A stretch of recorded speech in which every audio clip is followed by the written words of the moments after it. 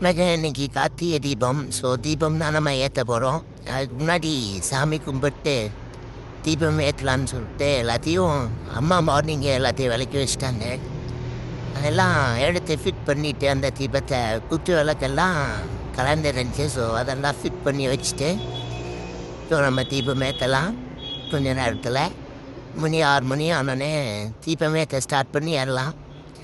குத்து விளக்கு பார்த்தீங்கன்னா இப்போ ஃபிட் பண்ணியாச்சு. சொன்ன குத்து விளக்கு இது தான். ஆக்சுவலாக 2-3 குத்து விளக்கு இருக்குது. இப்போதைக்கு காற்று அதிகமாக இருக்கிறதுனால ஒரு குத்து விளக்கு மட்டும் போதும்னு சொல்லிட்டு ஒன்று மட்டும் ரெடி பண்ணி வச்சுருக்கேன்.